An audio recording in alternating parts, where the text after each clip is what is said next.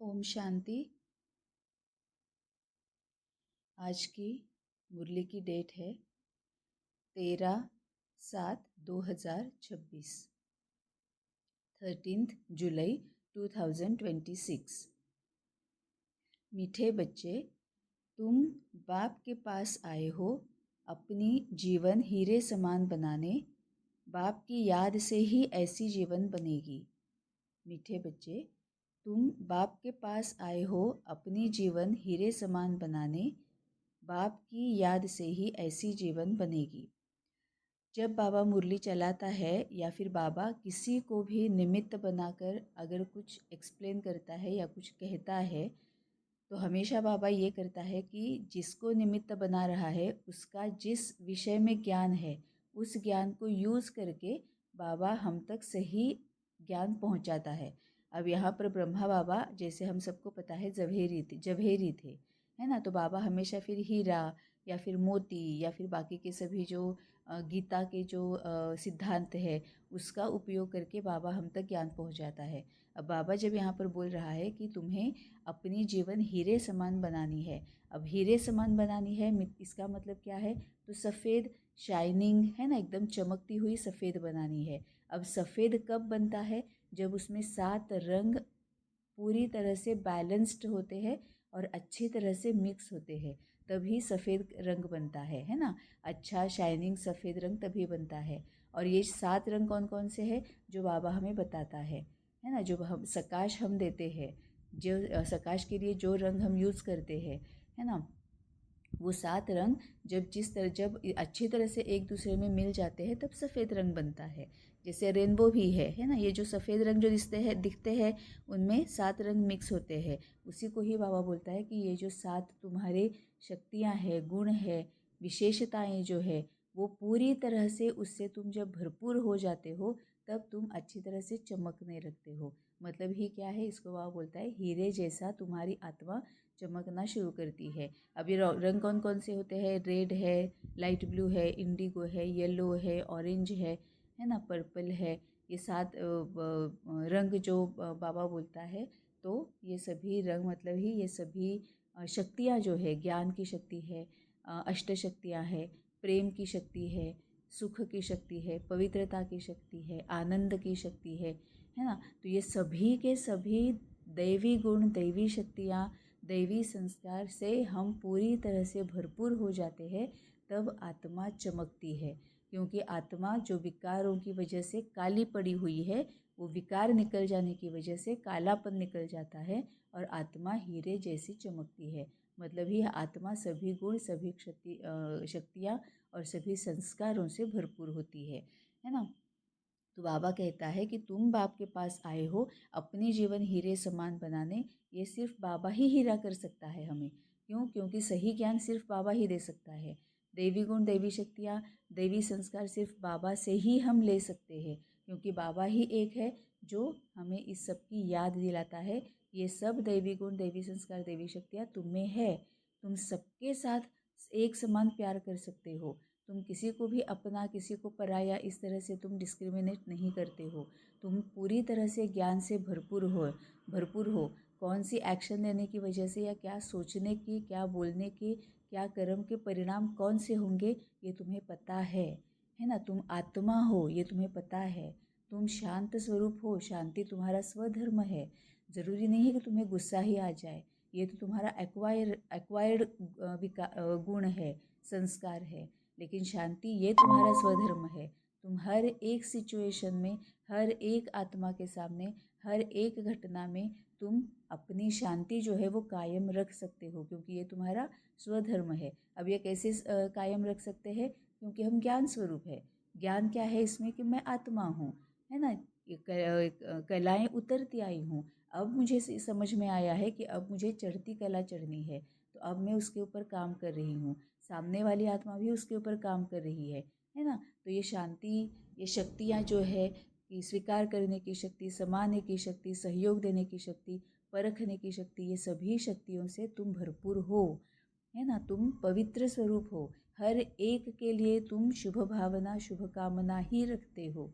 हर एक के लिए तुम शुभ चिंतन करते हो।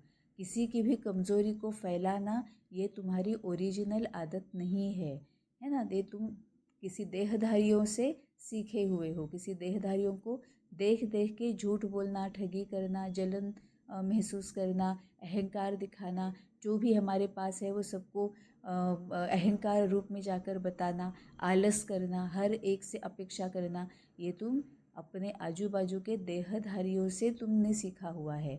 ये तुम्हारी ओरिजिनल स्टेट नहीं है।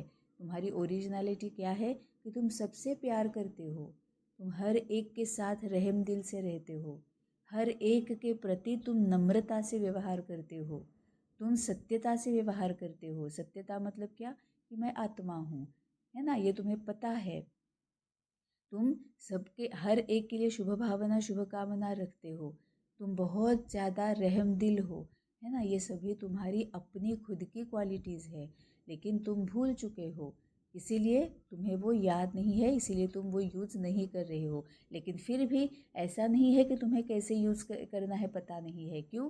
क्योंकि अपने माँ बाप के लिए, भाई बहनों के लिए, बच्चों के लिए, पति पत्नी के लिए तुम यूज़ करते हो। जो देहधारी तुम्हें अपने लगते हैं, जिनसे तुम्हें प्यार है, उनके लिए ये तुम सभी यूज़ करते हो, है ना। ये सब कुछ तुम यूज़ करते हो, तुम लेट गो करते हो, तुम परखते हो, तुम सहयोग देते हो, तुम उमंग उत्साह में खुद रहते हो, उनको रखते हो, उनको उमंग उत्साह में लाते हो, उनसे तुम अनकंडीशनल प्यार करते हो, उनके लिए तुम्हें अनकंडीशनल एक्सेप्टेंस है। तो ये सभी क्वालिटीज़ तुम में है। सत्यता की शक्ति भी तुम में है, क्योंकि बच्चों को हम जो सत्य है वो बताते हैं, है ना। युगल को जो हम सत्य है वो बताते हैं, हम डरते नहीं हैं, हम पूरी तरह से सत्य बताते हैं। तो ये भी क्वालिटी, ये भी गुण तुम में है, दृढ़ता तुम में है। अगर तुमने ठान लिया कि एक कोई बात मुझे करनी ही है, तो तुम चाहे जो भी हो जाए वो करते हो, है ना। लेकिन अभी हुआ है कि तुमने अपने आप को रिस्ट्रिक्टेड किया है ना। सबके लिए तुम नहीं करते हो, तुम किसी के लिए करते हो, किसी के लिए नहीं करते हो। अब बाबा बताता है कि ये जो गुण है, ये जो दैवी गुण, दैवी संस्कार, दैवी शक्तियाँ जो तुम में है, जो किसी किसी के लिए ही तुम यूज़ करते हो, वो तुम्हें सबके लिए यूज़ करना है। ये मेरा है, ये मेरा नहीं है, इसके लिए मैं क्यों करूँ, इसने मुझे मेरे साथ क्या किया है इसीलिए मैं क्यों करूँ, ये इसमें तुम्हें जाना नहीं है। हर एक के साथ तुम्हें प्रेम भाव से रहना है, रहम दिल से रहना है ना। ये बाबा बोलता है कि ये जब तुम करोगे तो तुम हीरा बन गए। ऑलरेडी तुम हीरा हो, लेकिन विकारों की वजह से बीच में कभी कभी कालिमा आ जाती है। तो अभी तुम्हें ये सभी दैवी गुण, दैवी संस्कार, दैवी शक्तियाँ यूज़ करके तुम्हें हीरे समान बनना है। और ये सिर्फ हमें बाप की याद ही ऐसी जीवन बना सकती है। क्यों? क्योंकि जब हम पूरी तरह से बाबा की याद में रहते हैं, तो इतने हजारों साल से जो कमी, कमजोरियाँ, अवगुण, दुर्गुण और विकारों को यूज़ करने की हमारी जो आदत है, वो सिर्फ बाबा की याद में रहने की वजह से ही छूट सकती है। क्योंकि ये इतने हजारों सालों से है, वो इतनी आसानी से, इतनी कम समय में नहीं छूटेगी। लेकिन बाबा सर्वशक्तिवान है, इसीलिए बाबा के साथ रहने से, बाबा को अपने साथ रखने से ये विकारों की आदत जो है, जो हजारों सालों से हम यूज़ करते आए हैं, वो छूट जाएगी और हम हमेशा ज्ञान स्वरूप में रहेंगे। ज्ञान स्वरूप और शक्ति स्वरूप जो बाबा वर्षा लेकर आया है, ज्ञान और शक्तियों का, तो हमेशा बाबा की याद में रहने की वजह से वो पहले वाला जो विकारों का जो हमारा रूप है, रावण का जो रूप है, वो भस्मीभूत हो जाएगा और हम हीरे जैसी हमारी जीवन हो जाएगी। तभी बाबा बोलता है कि मीठे बच्चे, तुम बाप के पास आए हो अपनी जीवन हीरे समान बनाने, बाप की याद से ही ऐसी जीवन बनेगी। प्रश्न है, नई दुनिया में ऊंच पद पाने के लिए कौन सा एक मुख्य पुरुषार्थ करना है? नई दुनिया में ऊंच पद पाने के लिए कौन सा एक मुख्य पुरुषार्थ करना है? उत्तर है, बाबा कहते, मीठे बच्चे, जिन पुराने संबंधियों ने इतना दुखी किया, अब उनके मोहजाल से बुद्धि को निकाल एक मुझे याद करो। उनके साथ रहते भी मन को मेरे में लगाओ। मन मनाभव का मंत्र सदा याद रखो, तो तुम नई दुनिया में ऊंच पद पाएंगे। अब यहाँ पर बाबा ने एक तो ये बात क्लियर की कि तुम जितना पुरुषार्थ करोगे उतना तुम ऊंच पद पा सकते हो, है ना। ऐसा नहीं है कि इस कल्प में जो जीवन तुमने जिया है, जो पद तुमने निभाया है, मतलब कि जो कैरेक्टर तुमने प्ले किया है, मतलब कि जो रोल तुमने प्ले किया है, ज़रूरी नहीं कि अगले कल्प में तुम वही रोल प्ले करोगे। ज़रूरी नहीं है कि तुम अगले जन्म में अगले कल्प में ऐसी ही जीवन बिताओगे, ये बिल्कुल ज़रूरी नहीं है। तुम जितना अपना पुरुषार्थ तीव्र करोगे, जितना समय रहते जल्द से जल्द कर्मातीत और संपूर्ण बनोगे, उतना तुम अच्छा पद पा सकते हो, तुम्हारा रोल तुम चेंज कर सकते हो, है ना। ड्रामा तो सेम रहेगा, स्क्रिप्ट सेम रहेगी, तो रोल हमारा चेंज हो सकता है ना। अभी का मेरा जो रोल है वो मैं अभी रोल प्ले कर रही हूँ, तो जो अभी तक मैंने किया हुआ है वो ड्रामा में स्क्रिप्ट तो सेम रहेगी। जो इस कल्प में इस रोल में जो जो मेरे साथ हुआ है, जो जो मैंने किया है दूसरों के साथ, वो तो अब नूंद हो गया है, वो स्क्रिप्ट लिखी जा चुकी है। लेकिन अगर मैं पुरुषार्थ अच्छा करूँगी, समय रहते कर्मातीत और संपूर्ण बनकर बाबा के पास जाऊँगी, तो और कोई अच्छा वाला रोल, मतलब ही क्या है कि कोई और जो हमारे सामने देहधारी जो है, जो अच्छा रोल प्ले कर रहा है, जिसका रोल बहुत अच्छा है, वो रोल मैं पा सकती हूँ, है ना। वो पद मैं पा सकती हूँ। पद मतलब ईश्वरीय भाषा है। हम अपने लौकिक भाषा में क्या बोलते हैं, रोल, कैरेक्टर, ये हम लौकिक भाषा में बोलते हैं। तो वो पद मैं पा सकती हूँ। तो एक तो बाबा ने ये क्लियर कर दिया कि ड्रामा सेम रहेगा। तो अब क्या होगा कि किसी और का अगर रोल मुझे अच्छा लगा है, वो अगर मैंने अगर वो रोल अगर पा लिया, तो उसने इस कल्प में जो जो कुछ किया है वो स्क्रिप्ट सेम रहेगी। वही स्क्रिप्ट अगले कल्प में मेरे सामने आएगी, है ना। लेकिन उसमें भी क्या होगा, मुझ में जितना संस्कार है, वो संस्कारों को अगर मैं यूज़ करती हूँ, तो वो भी मैं टाइम टू टाइम चेंज करते जाती हूँ। स्क्रिप्ट अलग अलग लिखी जाती है ना, क्योंकि मैं संस्कारों को यूज़ करूँगी तो वैसी स्क्रिप्ट लिखी जाएगी, अगर विकारों को यूज़ करूँगी तो वैसी स्क्रिप्ट लिखी जाएगी। और हमेशा हर क्षण हमारे सामने दो ऑप्शंस आते ही है। अगर अमृत वेला में मेरी नींद खुल गई, तो दो ऑप्शन सामने आते हैं कि मुझे संस्कार को यूज़ करना है या विकार को यूज़ करना है। मुझे दृढ़ता से आलस को छोड़कर मुझे उठना है और अमृत वेला करना है, या मुझे दृढ़ता को छोड़कर आलस को चूज़ करना है और नींद में चले जाना है ना। अगर कोई मेरे सामने आया है, बहुत ज़्यादा क्रोधी आत्मा है, क्रोध है, उसका कड़ा संस्कार है, मेरे सामने दो ऑप्शंस आते हैं कि मुझे ज्ञान स्वरूप बनकर क्रोध, उसके क्रोध के प्रभाव में ना आते हुए मुझे दैवी गुण, दैवी संस्कार, दैवी शक्तियों को यूज़ करना है और उसके साथ व्यवहार में आना है, ताकि मैं मेरा पिछला वाला कार्मिक अकाउंट भी सेटल करूं और आगे जो कार्मिक अकाउंट निगेटिव बनने वाला था उसको मैं रोक सकूं। ये एक ऑप्शन मेरे सामने आएगा। दूसरा क्या आएगा कि उसके क्रोध में उसने मुझे ऐसे क्यों किया, तो उसके क्रोध के प्रभाव में आकर मैं भी अपना क्रोध बाहर लाऊं और उसके साथ झगड़ा करूं, आर्ग्यूमेंट्स करूं, और ज़्यादा वो कार्मिक साइकिल जो है वो ऐसे ही बनाए रखूं। कुछ भी जो हो जाए, हर क्षण हमारे सामने ये दो ऑप्शंस आते ही है कि मुझे संस्कारों को यूज़ करना है या विकार को यूज़ करना है।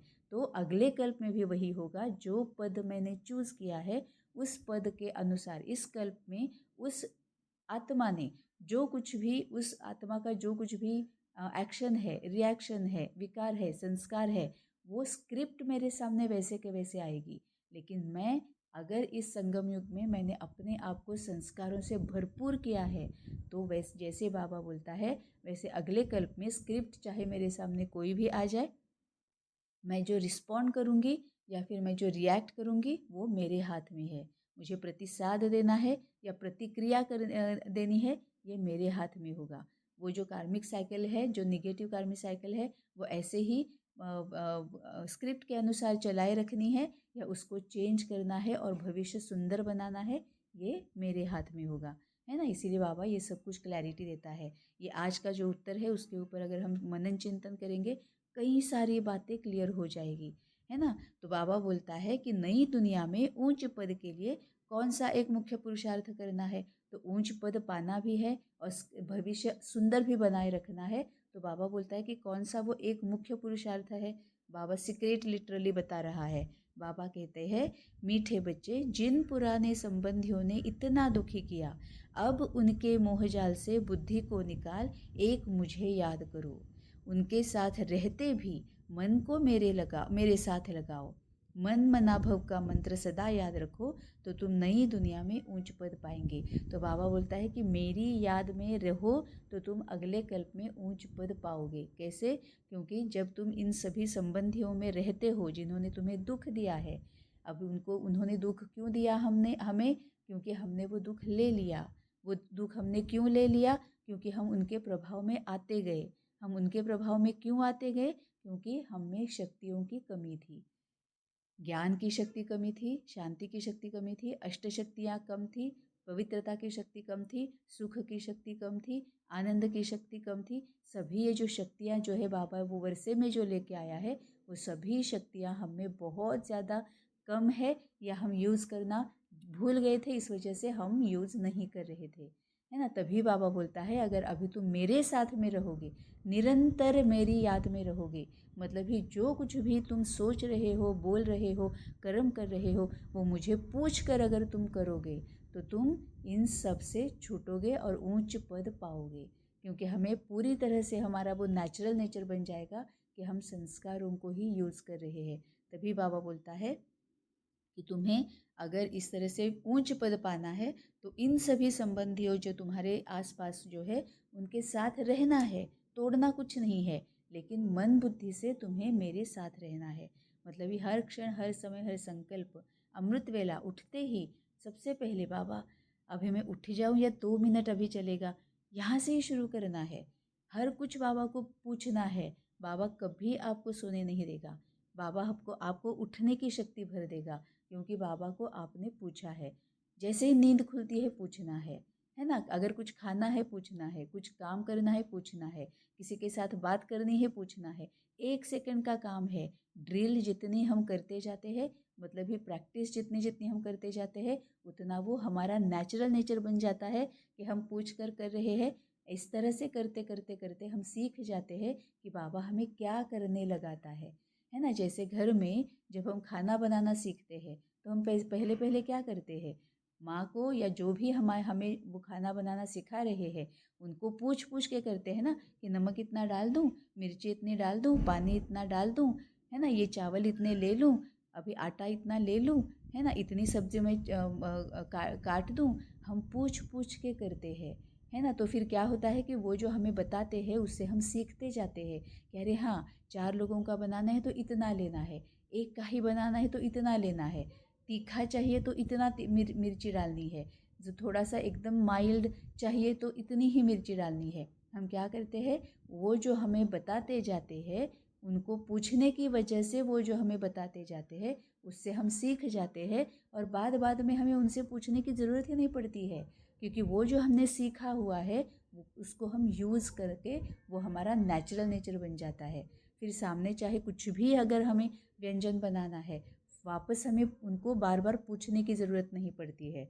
वैसे ही यहाँ पर है, जब हम बाबा से पूछ पूछ कर करते हैं तो वो जो बाबा हमें सिखाता है उससे हम सीखते जाते हैं, है ना। और फिर क्या होता है कि वो हम सीखने की वजह से बाद में हमें पता होता है कि अब यहाँ पर मुझे कौन सा गुण यूज़ करना है, कौन सा ज्ञान का पॉइंट यूज़ करना है, कौन सी शक्ति यूज़ करना है, वो हमारा नेचुरल नेचर बन जाता है। इसीलिए बाबा की याद में रहना, हर क्षण, हर समय, हर संकल्प बाबा को पूछ कर उठाना, ये बहुत ज़्यादा ज़रूरी है। तभी बाबा बोलता है कि उन सभी संबंधियों के साथ रहते भी मन को मेरे में लगाओ, क्योंकि मन ही करता है ना, अंदाज़ा मन ही लेता है कि अरे अभी ये आत्मा सामने आई है, अब इनके साथ मुझे बात कैसे करनी है, ये मन ही अंदाज़ा लगाता है कि पहले का उनका एक्सपीरियंस क्या है, अकॉर्डिंगली मैं उनके साथ व्यवहार में आऊँगी। अब क्या है कि पहले का उनका एक्सपीरियंस हमारे साथ का अच्छा नहीं है, तो हम उनके साथ व्यवहार में भी अच्छे नहीं आते हैं। लेकिन वही अगर हम बाबा से पूछेंगे कि बाबा अभी ऐसे ऐसे सामने आए, उनके साथ बात करनी है, मुझे अच्छा नहीं लगता है, ये सिर्फ बाबा को बताने से, बाबा को पूछने से कि बाबा अभी तुम ही देख लो, मुझे बताओ क्या करना है, ये बाबा को पूछने से ऑटोमेटिकली बाबा शक्तियाँ भर देता है और उनके साथ हम अच्छा ही व्यवहार में आते हैं, उनके साथ अच्छा व्यवहार ही करते हैं हम, सीख मिल जाती है, शक्ति भर जाती है ना। तो बाबा बोलता है कि उनके साथ रहो लेकिन मन मेरे में लगाओ। तो मन मना भव का मंत्र सदा याद रखो तो तुम नई दुनिया में ऊंच पद पाओगे। अब नई दुनिया मतलब क्या है? एक तो यह है कि अगला कल्प, और दूसरी यह है कि अब हर क्षण हम नई दुनिया में जी रहे हैं। हर क्षण हम पुरानी दुनिया पीछे छोड़ रहे हैं। आत्मा की जो विकारी पुरानी दुनिया है उसको हम छोड़ रहे हैं, और नई दुनिया मतलब सतयुगी बन रहे हैं। स्वर्ग जैसी नई दुनिया में हम जा रहे हैं, मतलब आत्मा सतयुगी बन रही है। तो दोनों तरफ से, सृष्टि चक्र के हिसाब से नए कल्प में, और आत्मा के हिसाब से पुराना वाला मर जीवा बन जाते हैं। पुराना वाला विकारों की दुनिया खत्म और संस्कारों की सतयुगी दुनिया शुरू। धारणा के लिए मुख्य सार है, पहली पॉइंट, राजाई पद पाने के लिए बाप पर पूरा पूरा बलिहार जाना है। तन मन धन सब समर्पण कर ट्रस्टी होकर रहना है। विक्रमाजीत बनने का पुरुषार्थ करना है। बाबा अलग अलग तरह से बताता है कि तुम्हें कर्मातीत और पावन जल्द से जल्द कैसे बनना है। कर्मातीत भी बनना है, संपूर्ण भी बनना है। कर्मातीत मतलब क्या है कि पहले के सभी कार्मिक अकाउंट्स हमने खत्म कर दिए, ज़्यादा के कार्मिक अकाउंट्स रोकने से बनाने से अपने आप को रोक रहे हैं। और संपूर्ण मतलब 16 कला संपूर्ण, संपूर्ण निर्विकारी, है ना, सर्वगुण संपन्न, अहिंसा परमो धर्म, मर्यादा पुरुषोत्तम। ये सब कुछ हमें बनना है, और वो भी समय रहते बनना है, जल्द से जल्द बनना है। तभी हम अच्छा पद पाएंगे। क्योंकि क्या होगा कि वो हमसे पहले जो भी इस तरह से संपूर्ण और कर्मातीत बन के जाएंगे वो पद ले लेंगे, और फिर क्या होगा कि जो बचे हुए पद है, जो बचे हुए रोल है कैरेक्टर से, वही हमें मिलेगा, है ना। अगर अच्छा चाहिए तो हमें जल्दी करनी होगी। तो राजाई पद पाने के लिए बाप पर पूरा पूरा बलिहार जाना, जैसे बाबा ने ऊपर बताया कि मेरे ऊपर सरेंडर कर दोगे, मतलब ये मुझे पूछ कर चलोगे तो सीख जाओगे। मैं तुम्हें जैसे जैसे सिखाता जाऊंगा, जैसे खाना बनाना सिखाते हैं तुम सीख जाते हो, बाद में पूछना नहीं पड़ता है, वो तुम्हारा नेचुरल नेचर बन जाता है। वैसे मुझे पूछ पूछ के करोगे तो मैं सिखाऊंगा, सीखते जाओगे, और ऑटोमेटिकली वो तुमसे आता जाता जाएगा। तन मन धन सब समर्पण कर ट्रस्टी होना है। अब ट्रस्टी मतलब क्या है? किसी और का पैसा होता है, किसी और का प्लान होता है, किसी और ने बनाया हुआ स्ट्रक्चर होता है, लेकिन हम वैसा वैसा करते हैं क्योंकि हमें उनको हेल्प करनी है ना। कुछ काम देखने होते हैं, उनको हेल्प करनी होती है, तो हम उसको अपना नहीं मानते हैं, है ना। जैसे होता है ना ऑफिस में अलग अलग अलग डिपार्टमेंट्स भी होती है। अगर हम कहीं पर काम करते हैं तो अलग अलग डिपार्टमेंट्स होती है। तो किसी और की कंपनी है, किसी और का पैसा है ना, उसने अपना अपना प्लान जो है, उसका जो गोल है, उसका जो एम है, उसके अकॉर्डिंग उसने वो सब कुछ प्लान बनाया है कि ये डिपार्टमेंट ये काम करेगा, ये डिपार्टमेंट वो काम करेगा। वो गोल तक पहुंचने के लिए उसने वो स्ट्रक्चर पूरा बनाया हुआ है। जब हम वहाँ पर काम करने के लिए जाते हैं तो हम क्या करते हैं? ट्रस्टी बनकर जाते हैं कि हमें हमें क्या होता है कि जो उन्होंने बोला हुआ है उतना ही मुझे करना है। जब हम ये ट्रस्टी, एज ए ट्रस्टी हम जाते हैं, ट्रस्ट में जब हम काम करते हैं तो हम वॉलंटियरिंग करते हैं, है ना। हमें किसी बात की अपेक्षा नहीं होती है क्योंकि ये उनका ट्रस्ट है, और ट्रस्ट के हिसाब से उन्होंने वो ऑफिसेस या काम अलग अलग काम जो है वो बनाए हुए हैं, और अलग अलग लोगों को अलग अलग काम दे रहे हैं।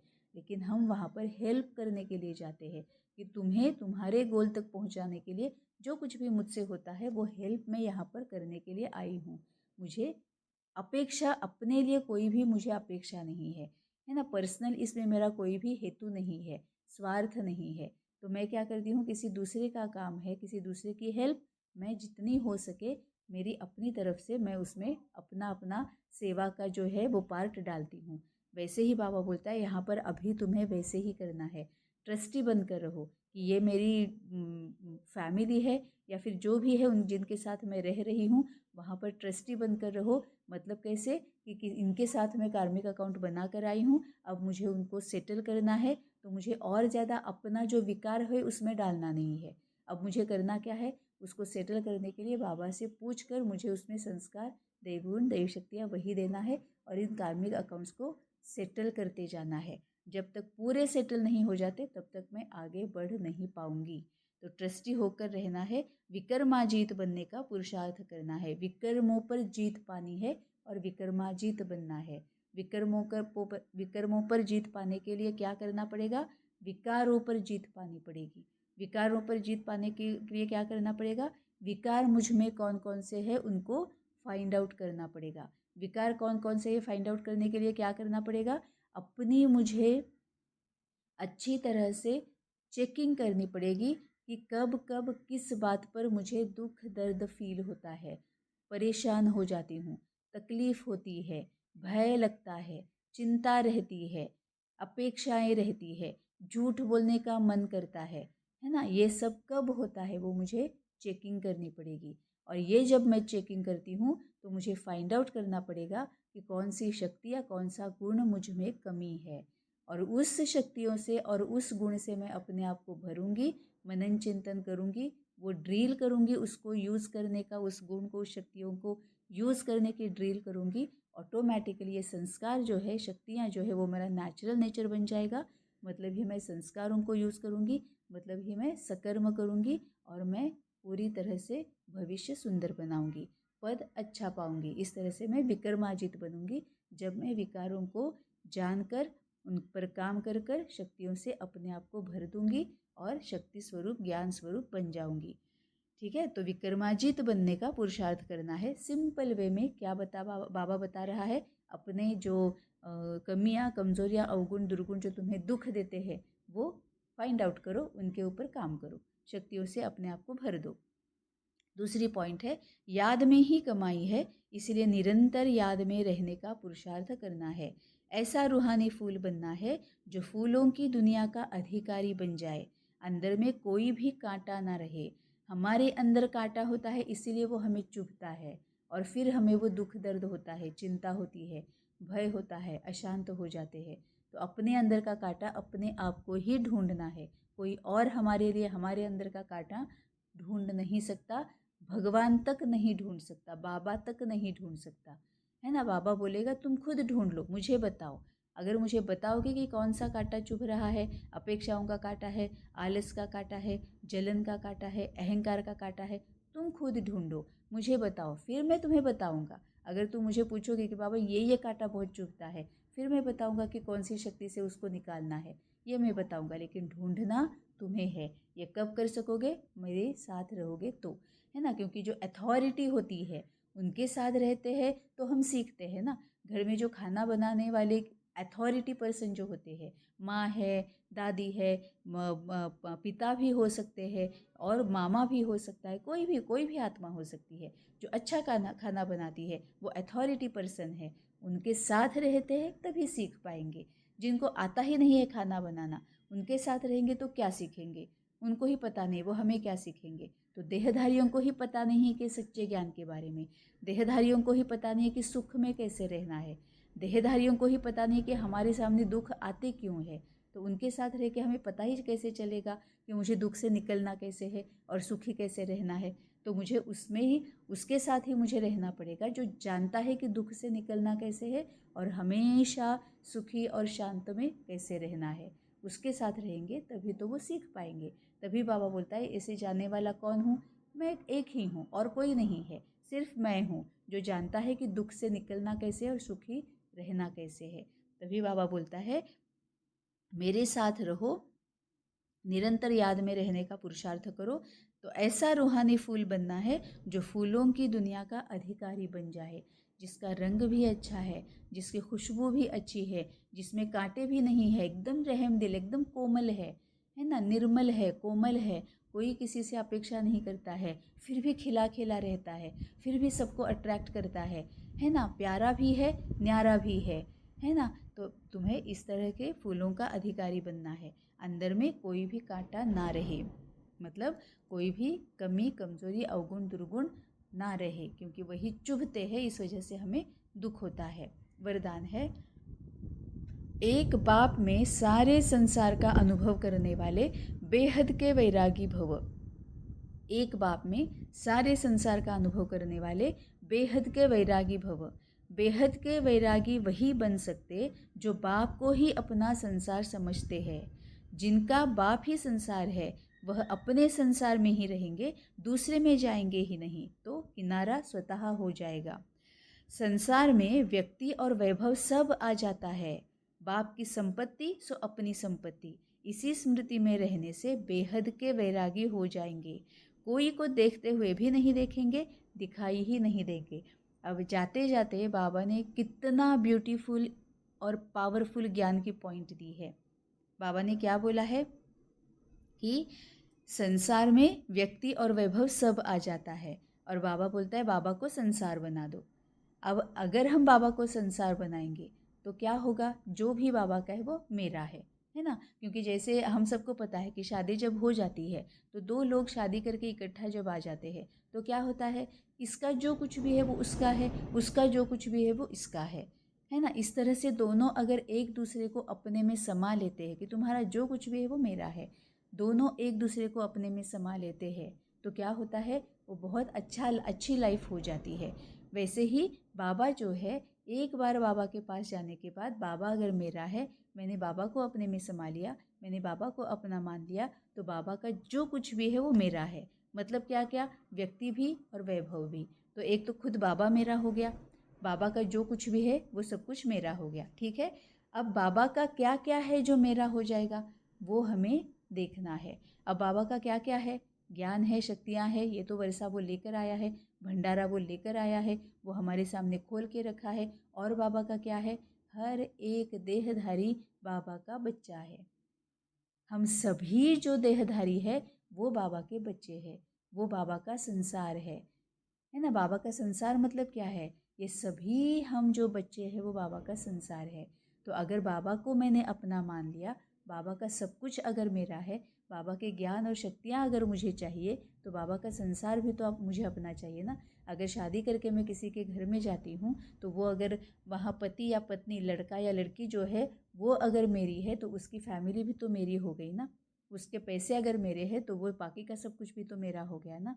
जो अगर किसी उसमें से उससे अगर मैं कुछ लेती हूँ, उस पर किसी उसकी जो चीज़ है उसके ऊपर अगर मैं अधिकार जमाती हूँ, तो उसके साथ साथ बाकी का जो भी है वो भी मेरा होना चाहिए, वो भी, उसको भी मैंने अपना मानना चाहिए। वहाँ पर हम गलती करते हैं। हम क्या करते हैं, हमें जो चाहिए उस पर हमारा अधिकार है, सब पर हम अधिकार नहीं लेते, मतलब सब कुछ हम अपना नहीं मानते हैं। बाबा के साथ हम वही संस्कार यूज़ करते हैं, बाबा के साथ भी हम वही गलती करते हैं। बाबा, तुम्हारी शक्तियाँ मेरी है, तुम्हारा ज्ञान वो मेरा है, लेकिन तुम्हारा संसार जो है, तुम्हारे बच्चों का तुम्हारा संसार है, उससे मुझे कोई लेना देना नहीं है, वो मुझे नहीं चाहिए। बाबा के बच्चों के संसार को हम अपना संसार नहीं मानते हैं। अगर हम बाबा के व्यक्ति और वैभव, कितनी बड़ी सीख जाते जाते बाबा ने दे दी कि हर एक बाबा की संसार में जो व्यक्ति और वैभव आता है, अब व्यक्ति मतलब सभी देहधारी जो है वो बाबा के बच्चे हैं, सभी आत्माएं जो है वो बाबा के बच्चे हैं, वो बाबा का संसार है। मैं बाबा का संसार हूँ ना। बाबा मेरे लिए क्या नहीं करता है, क्या नहीं करता है बाबा मेरे लिए। 80 85 90 पता नहीं कितने साल हो गए, बाबा ने रेस्ट नहीं की है। जब भी मैं पुकारती हूँ बाबा मेरे लिए हाजिर है, मुझे राह दिखाता है। बाप भी बन के बैठा है, शिक्षक भी बन के बैठा है, गुरु भी बन के बैठा है। बाप की तरह से अपनापन है, सब कुछ अब मेरे मेरे नाम पर कर दिया है, उसका जो भी था मेरे नाम पर कर दिया है ना। रहम दिल से और पूरा प्यार करके, मेरी इतना मुझे प्यार करता है, लाड दुलार करता है, बाप की तरह से रहता है। शिक्षक है, क्या सही क्या गलत वो मुझे सिखाता है। अगर मैं कहीं गलत करती हूँ तो अच्छी तरह से मेरा कान पकड़ता है, मुझे कड़क भाषा में समझाने देता है, हमेशा मेरे लिए हाजिर रहता है। और गुरु है, मेरा हाथ पकड़कर मुझे चलाता है। बस मुझे ज़रूरत है मेरा हाथ उसके हाथ में देने की, है ना। तो मेरा हाथ पकड़कर मुझे कितने सालों से चला रहा है ना। तो बाप और शिक्षक और गुरु बनकर वो हमेशा मेरे साथ रह रहा है। लेकिन फिर भी मैं क्या कर रही हूँ, उसका जो गुण है, मुझे उससे जो चाहिए, शक्तियाँ चाहिए, ज्ञान चाहिए, वो मैं ले रही हूँ। लेकिन उसका संसार जो है, मैं जैसे उसका संसार हूँ, वैसे मेरे आसपास के हर एक, दुनिया की हर एक आत्मा उसका संसार है। तो मैं क्या कर रही हूँ, उसका वैभव जो है वो मैं ले रही हूँ, है ना। उसका वैभव क्या है, शक्तियाँ, गुण, वो मैं ले रही हूँ। प्यार, सुख, समाधान, ये सब मैं ले रही हूँ। शक्तियाँ, अष्ट शक्तियाँ, वो मैं ले रही हूँ। लेकिन उसका संसार, व्यक्ति जो है, बाकी की आत्माएं हैं, उनको मैं नहीं ले रही हूँ।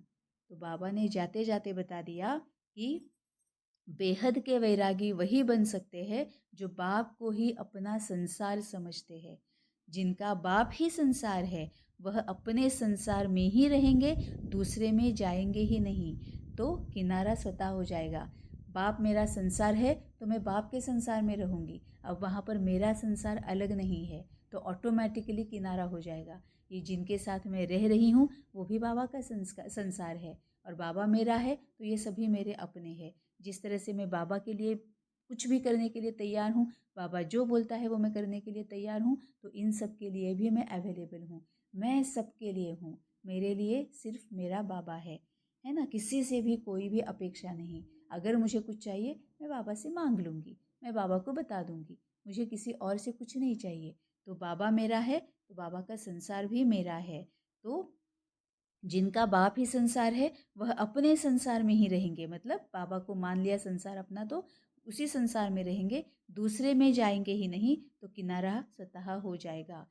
संसार में व्यक्ति और वैभव सब आ जाता है। तो बाप अगर मेरा संसार है तो जो बाबा के संसार में जो व्यक्तियां हैं, जो आत्माएं हैं, वो भी मेरी है, वैभव जो है वो भी मेरा है। बाप की संपत्ति सो अपनी संपत्ति, इसी स्मृति में रहने से बेहद के वैरागी हो जाएंगे। कोई को देखते हुए भी नहीं देखेंगे, दिखाई ही नहीं देंगे, क्योंकि बाबा है और ये आत्मा के लिए बाबा बोल रहा है। तो व्यक्ति, देह, शरीर दिखाई ही नहीं दे रहे हैं, देह के संबंध के बंधन से छूट गए। ये लड़का है, ये लड़की है, ये आदमी है, ये औरत है, ये पति है, ये पत्नी है, ये माँ है, ये माँ बाप, ये बाप है, ये भाई है, ये बहन है। कोई रिलेशन का बंधन है ही नहीं, बस आत्मा है, और वो बाबा की आत्मा है, बाबा का बच्चा है। तो बाबा का संसार मेरा संसार है, बाबा की शक्तियाँ मेरी शक्तियाँ हैं, तो मैं इनके साथ यूज़ कर रही हूँ। बाबा के गुण मेरे गुण है, इनके साथ यूज़ कर रही हूँ। बाबा को इनसे प्यार है तो मुझे भी इनसे उतना उतना ही प्यार है। क्यों? क्योंकि बाबा का संसार मेरा संसार है। इसके ऊपर ये जो बाबा ने वरदान दिया है ना, उसकी विधि भी बाबा ने बताई है। जो वो विधि को फॉलो करेगा उसके लिए वो वरदान प्रत्यक्ष हो जाएगा। और हर कोई आज का होमवर्क ये है कि लेते हैं कि आज का होमवर्क ये लेते हैं कि वरदान जो है उसके ऊपर पूरा मनन चिंतन करेंगे, अच्छी तरह से समझ लेंगे। क्योंकि क्या होता है, जब जब हम बात ये इस तरह से कर रहे होते हैं, कुछ सुन रहे होते हैं, पढ़ रहे होते हैं, उस क्षण समझ में आ जाता है, लेकिन बाद में वापस थोड़ा थोड़ा सा उसमें से भूल जाता है, थोड़ा याद रहता है, थोड़ा भूल जाता है। तो मुरली होने के बाद, ये सुनने के इमीडिएटली बाद, at least for half an hour, आधे घंटे के लिए इसी के ऊपर मनन चिंतन करना है। किसी और बात में जाना नहीं है, इसी के ऊपर मनन चिंतन करके वो अच्छी तरह से ये जो बाबा ने बताई हुई पॉइंट है, ज्ञान, योग, धारणा, सेवा, ये पॉइंट जो है वो अच्छी तरह से समझ लेनी है, और उसके ऊपर मनन चिंतन करके उसको अंदर सिंक इन होने देना है, अंदर तक उसको जाने देना है, तो वो प्रत्यक्ष होने में आसानी होगी। स्लोगन है, पावरफुल स्थिति का अनुभव करने के लिए एकांत और रमणीकता का बैलेंस रखो। कितने ब्यूटीफुल बाबा ने स्लोगन बताया है। बाबा ने बोला है पावरफुल स्थिति का अनुभव करने के लिए एकांत और रमणीकता का बैलेंस रखो। मतलब बाबा ने बोला है कि ऐसी ज़रूरी नहीं है कि तुम लंबे लंबे चेहरे करके बैठो, सीरियस होकर बैठो, बिल्कुल नहीं। ये बहुत ज़्यादा होता है हम भाई बहनों के साथ। जैसे ही बाबा के पास आते हैं, हे भगवान, इतने लंबे लंबे लंबे चेहरे करके बैठते हैं, ना खिलखिला कर हंसना है, ना हंसी मजाक की बात करनी है, ना किसी फंक्शन अटेंड करना है, ना अच्छे अच्छे अच्छे कपड़े पहनने हैं, ना कोई ज्वेलरी पहननी है ना, ना कोई ये जो भौतिक सुख है उसका उपभोग लेना है, कुछ नहीं। बस अपने आप को सबसे कट ऑफ कर देते हैं। बाबा बोलता है लौकिक से तुम्हें कट ऑफ नहीं होना है। ये जो तुम्हारे सामने सुख जो आए हुए हैं ना, वो भी तुम्हारे अपने खुद के अच्छे कर्मों के परिणाम ही है, उसको भी तुम्हें एंजॉय करना है, लेकिन मन मनाभव स्थिति में रहना है, अहंकार में नहीं जाना है, मन बुद्धि मेरे साथ जोड़नी है ना। तो रमणीकता मतलब क्या है? लाइफ एंजॉय करो। बाबा हमेशा बोलता है शादी ब्याह अटेंड करना है जाओ, शादी करनी है करो, घर लेना है ले लो, गाड़ी लेनी है ले लो, अच्छा खाना है खा लो, कोई प्रॉब्लम नहीं है, लेकिन उसके ऊपर डिपेंडेंट मत हो जाओ, किसी से भी कोई अपेक्षा मत करो, है ना। अभी तुम्हारे अच्छे कर्मों की वजह से तुम्हारे आसपास अच्छे लोग भी हैं, तो उनके साथ अच्छा रहो, उनकी रिस्पेक्ट करो। जिसकी रिस्पेक्ट करोगे वो तुम्हारे साथ रहेगा, जिसकी डिसरिस्पेक्ट करोगे वो तुमसे चला जाएगा। डिसरिस्पेक्ट कब होती है? जब हम अहंकार में आते हैं, क्रोध में आते हैं, अपेक्षाओं में आते हैं, विकार में आते हैं। है ना। तो विकार में मत आओ, जो कुछ भी अच्छे कर्मों की वजह से तुमने पाया हुआ है उसको भी एंजॉय करो। और रमणीकता मतलब क्या है, हंसते खेलते रहो, खिलखिलाते रहो, खुद भी हंसो, दूसरों को भी हंसाओ। बाबा भी कितनी सारी रमणीकता की बातें करता है ना। तो बाबा बोलता है पावरफुल स्थिति का अनुभव करने के लिए एकांत भी चाहिए। एकांत मतलब एक का अंत, मतलब ये मैं का अंत करना है। सिर्फ बाबा, मैं भी नहीं, मैं नहीं हूँ तो ये देह और देह से संबंधित बंधन में नहीं रहेंगे। सिर्फ एक बाबा, बाबा बताओ, बाबा बताओ, बाबा ये बताओ, बाबा वो बताओ, बाबा ये कैसे करूँ, बाबा यहाँ पर मुझे बताओ, बाबा यहाँ पर मुझे लेके चलो ना, है ना। तो बाबा बाबा बाबा, तो एकांत भी चाहिए और एक बार सब कुछ बाबा के ऊपर सौंप दिया, रमणीकता से रहना है। बेफिक्र बादशाह, बेगमपुर के बादशाह। बेगमपुर मतलब क्या, जहाँ पर गम ही नहीं है। गम मतलब क्या, दुख, है ना। जहाँ पर दुख ही नहीं है वहाँ के हम बादशाह है। बेफिक्र बादशाह, बेफिक्र मतलब क्या, कोई फिक्र ही नहीं है, कोई चिंता नहीं है। फिक्र कब नहीं होगी, जिम्मेवारी जब नहीं होगी। जिम्मेवारी कब नहीं होगी, जब जिम्मेवारी बाबा के ऊपर डाल दी है ना। तो मन बुद्धि से बाबा के ऊपर सरेंडर हो जाना है। तो बाबा बोलता है पावरफुल स्थिति का अनुभव करने के लिए एकांत और रमणीकता का बैलेंस रखो। अव्यक्त इशारे, जैसा जैसे किला बांधा जाता है जिससे प्रजा किले के अंदर सेफ रहे। एक राजा के लिए कोठरी नहीं बनाते, किला बनाते हैं। आप सभी भी स्वयं के लिए, साथियों के लिए, अन्य आत्माओं के लिए ज्वाला रूप याद का किला बांधो। याद की शक्ति की ज्वाला हो तो हर आत्मा सेफ्टी का अनुभव करेगी। अब ये ज्वाला मतलब क्या है, योग की ज्वाला होती है, ज्ञान की ज्वाला होती है ना, या ज्ञान की अग्नि, योग की अग्नि। मतलब क्या होता है कि इसमें विकार भस्मीभूत हो जाते हैं। याद की अग्नि मतलब क्या है, हमेशा अगर मैं यही सोच में रहती हूँ कि मुझे नम्रता से रहना है, मुझे रहम दिल भाव से रहना है, मुझे निर्मल स्वभाव से रहना है, मुझे निर्माण चित्त बनकर रहना है कि बाबा का है, निमित्त बनाकर करा रहा है तो वो हुआ ही पड़ा है, बस मुझे निमित्त बनाकर करा रहा है। क्यों, क्योंकि मेरे साथ मेरा शायद इस आत्मा या घटना या परिस्थिति के साथ कोई कर्म से मैं बंधी हुई हूँ, तो बाबा निमित्त बनाकर करा रहा है ना। मुझे सत्य ही रहना है, मैं आत्मा हूँ, परमपिता परमात्मा के साथ हूँ, सामने वाली आत्मा है, ये सत्यता है ना। तो ये सत्यता मतलब क्या है, फिर ऑटोमेटिकली ज्ञान आ जाता है कि क्यों क्रोध में जाऊँ। मैं खुद ही अपने पिछले कर्मों की वजह से ये सामने वाली आत्मा का क्रोध मेरे सामने लेकर आई हूँ। ये मैंने ही स्क्रिप्ट अपनी किस्मत में लिखी हुई है, तभी तो मेरी किस्मत में ये सामने आया हुआ है। अब मुझे क्यों उसके बारे में चिंता करनी है। ठीक है भाई, क्रोध है, क्रोध करो, मैं शांत हूँ क्योंकि मैं ज्ञान स्वरूप हूँ, है ना। तो मुझे क्रोध क्यों करना है। तभी बाबा बोलता है कि यही है वो सेफ किला है, यही है जो बाबा की याद है। अगर इस तरह से बाबा की याद में रहेंगे तो क्या क्रोध के प्रभाव में आएंगे, नहीं आएंगे। अपेक्षाओं के प्रभाव में आएंगे, नहीं आएंगे। आलस के प्रभाव में आएंगे, नहीं आएंगे। हो गया, याद की अग्नि की वजह से विकारों का विनाश, ज्वाला उसमें भस्मीभूत हो गए विकार। तभी बाबा बोलता है कि इस तरह से याद के किले के अंदर सेफ रहो। तो एक राजा के लिए कोठरी नहीं बनाते, किला बनाते हैं। आप सभी भी स्वयं के लिए, साथियों के लिए, मतलब यहाँ बाबा धारणा और सेवा दोनों पॉइंट्स दे रहा है। धारणा करनी है, दूसरों को धारणा करने में हेल्प करनी है, दूसरों की सेवा भी करनी है। तो आप सभी भी स्वयं के लिए, साथियों के लिए, अन्य आत्माओं के लिए ज्वाला रूप याद का किला बांधो। अब ये औरों के लिए कैसे करना है, जैसे मैंने अपने लिए किया वैसे औरों के लिए क्या करना है। अगर मुझे औरों में कोई विकार दिखाई देता है, कमज़ोरी दिखाई देती है, तो सिर्फ परखनी है, सिर्फ देखनी है, उसके ऊपर सोचना नहीं है। इमीडिएटली क्या करना है, उस विकार को उसमें से भी निकालने के लिए उसमें कौन कौन सी शक्तियों की ज़रूरत होगी, वो शक्तियों से उसको भरना है। मनसा वाचा कर्मणा, वाचा और कर्मणा ज़रूरत प्रमाण। मनसा कभी भी निरंतर मनसा में रह सकते हैं, कोई हमें रोक नहीं है उस पर, कोई टोक नहीं है। लेकिन वाचा और कर्मणा ज़रूरत प्रमाण, क्यों, क्योंकि ये घोर कलयुग है। हम कुछ अच्छा बोलने जाएंगे, सामने वाले को मूड नहीं है, सामने वाला किसी और स्टेट ऑफ माइंड में है, सामने वाला गुस्से में है, टेंशन में है, भय में है, उल्टा ही हो जाएगा। इसीलिए वाचा और कर्मणा ज़रूरत अनुसार मनसा से हम जिसको भी चाहे, जितनी भी चाहे, जो भी चाहे शक्तियाँ भर सकते हैं। भरते रह सकते हैं, है ना। तभी बाबा बोलता है कि दूसरों के लिए कैसे किला बनाना है, उसको शक्तियों से भरपूर कर दो।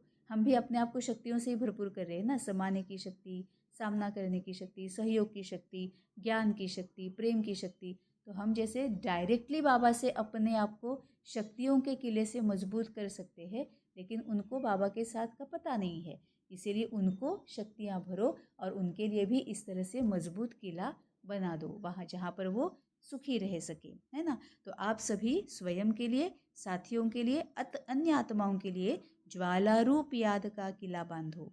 याद के शक्ति की ज्वाला हो तो हर आत्मा सेफ्टी का अनुभव करेंगी, क्योंकि याद की है, बाबा हमेशा साथ में है। तो बाबा बोलता है इस तरह से मेरे साथ रहोगे तो तुम हमेशा सेफ्टी का अनुभव करोगे।